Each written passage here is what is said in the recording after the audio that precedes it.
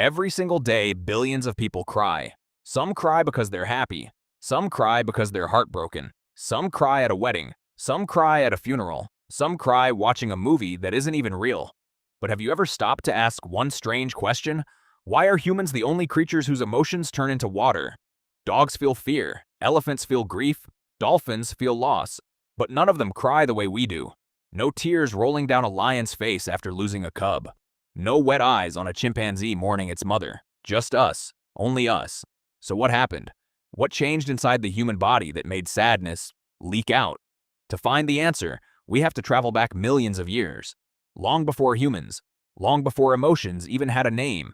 We have to go back to the very first eye. Life on Earth began in water. And in water, eyes didn't need protection. The ocean did that job. But then something changed everything. Some ancient creatures crawled out of the sea, and the moment they touched dry land, their eyes were in danger. No water to keep them soft. No ocean to wash away dust and dirt. If evolution didn't act fast, these creatures would go blind. So the body did something incredible. It built a tiny ocean.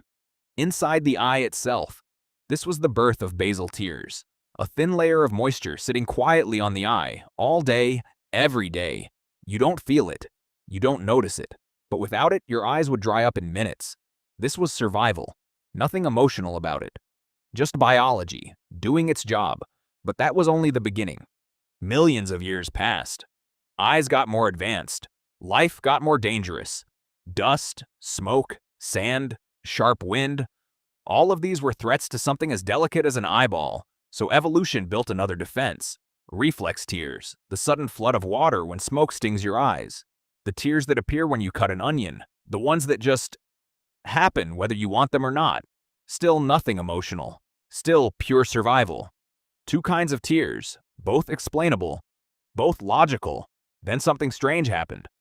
Something science still argues about today. Somewhere along the evolutionary road, a third kind of tear appeared. One that had nothing to do with dust, nothing to do with wind or smoke. A tear that showed up when the heart broke. Emotional tears. And here's the mystery. No other animal on Earth does this. Not gorillas, not wolves, not whales, even though they're famous for crying like sounds.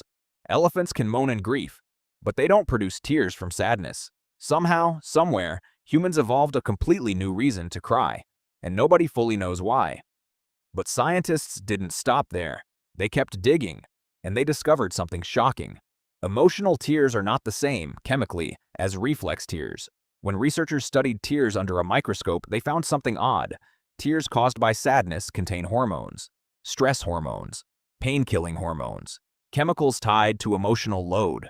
It was as if the body was using tears to release pressure, like a valve letting out steam before an explosion.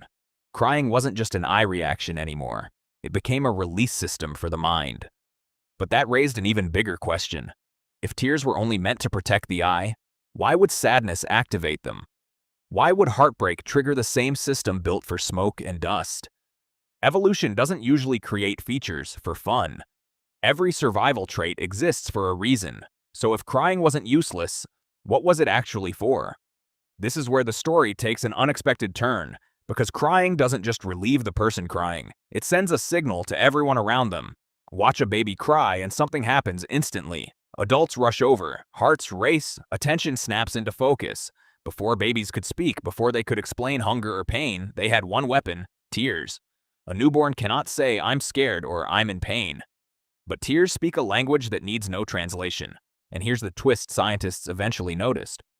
Human babies are born more helpless than almost any other species on Earth. A baby zebra can walk within minutes of birth. A human baby can't even lift its own head. If a human baby couldn't communicate distress, it might not survive long enough to grow up. So maybe crying wasn't weakness. Maybe it was one of evolution's earliest survival tools. But there was still one unanswered question. Babies cry to survive. That much made sense. But why do adults still cry, long after we can speak?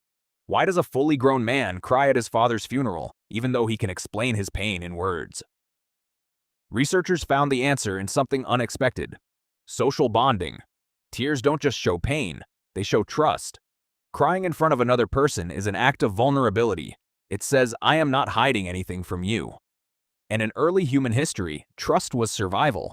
Humans didn't survive because we were the strongest animals. We survived because we cooperated. We built tribes, we built alliances, we built families. And nothing builds connection faster than shared emotion. When someone cries in front of you, something happens in your brain. Empathy activates. You feel their pain, even slightly. Scientists believe this emotional mirroring helped strengthen human bonds in ways other animals never needed. Because humans didn't just need physical protection, we needed emotional alliance, and tears became the bridge. Still, one mystery remained, and it's one you've probably wondered yourself. Why do some people cry so easily, while others almost never cry at all? Scientists studied this too, and the differences weren't just emotional, they were biological. Hormones play a role. Oxytocin and prolactin, both linked to emotional bonding, are higher in people who cry more often. This is part of why crying patterns often differ between individuals, shaped by both biology and life experience. But it's not only chemistry. Culture matters too. Some societies encourage open emotional expression. Others teach people, especially men, to suppress tears from childhood.